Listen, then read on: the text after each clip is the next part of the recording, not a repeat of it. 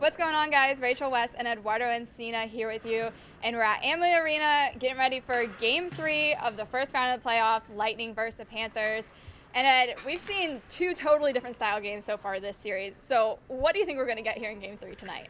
Yeah, it'll be interesting to see because obviously the Lightning won these first two games on the road in sunrise different ways. Obviously Game 1, a lot of energy, a lot of adrenaline, a lot of back and forth.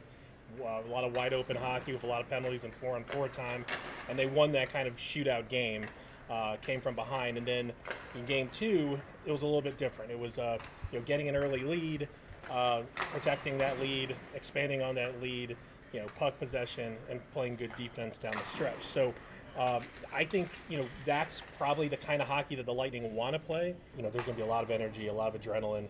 The first time a playoff game here at Amalie Arena in front of fans in more than 2 years. So, I think that'll be kind of maybe even an obstacle for them, in terms of just settling down and just playing that kind of game. Yeah, originally it was going to be 7,000 fans in here for the first time for a playoff game in a while. Now, just yesterday with the news, bumping it up to 9,000. Just how excited are the guys to get out there in front of the hometown fans here? So I think, those two things kind of correlate with each other because I think that all the hitting that we've seen in this series, all the physicality, these guys aren't used to that. They haven't been used to it all season long, playing in front of empty arenas or arenas full of, a couple hundred, a couple thousand fans. It's entirely different. One, with the switch flipped on for the playoffs, and two, with bigger crowds. So I think all these guys have been, totally just pumped by the fans. We saw that in Florida. We saw how strong Florida came out in Game 1 and right off the bat. And we'll see how much the Lightning increase capacity.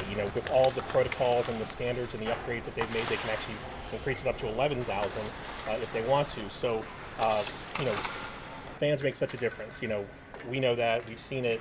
We saw it in the first couple games of the playoffs. We've seen it throughout the playoffs and other series with all the physicality. So, it's something I think everyone is excited for varied reasons. Yeah, and I know the team was saying how excited they were just to be in front of any fans, even the away fans down there in Miami. So I'm sure just the home crowd is just going to be that much better for them. And now going back to how we were talking about the games were different in Games 1 and 2, and one of the big differences was the goalies that Florida had in net. Now, who are they sticking with tonight, and who are the Lightning going to be going up against? Yeah, so the Panthers made kind of a little bit of a surprise move in Game 2, switching up goaltenders, sitting down Sergei Bobrovsky, who is a two-time Vezina winner, a guy who's had success against the Lightning.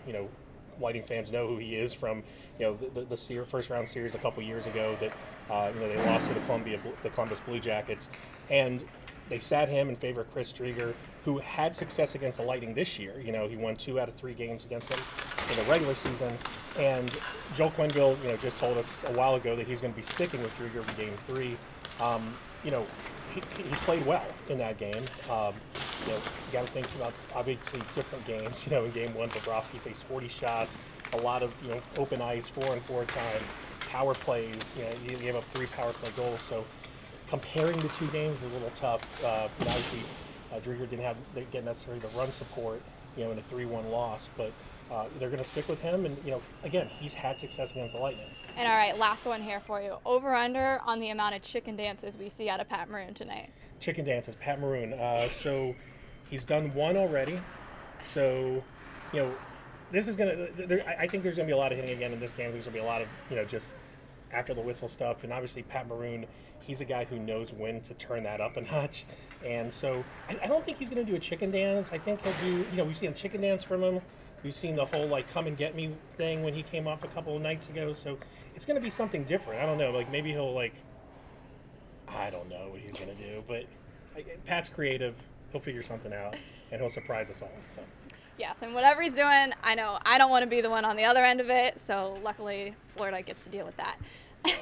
Well, guys, make sure you're tuned in to see how many chicken dances or what Pat Maroon does here on later tonight in Game 3 of this first round of the playoffs.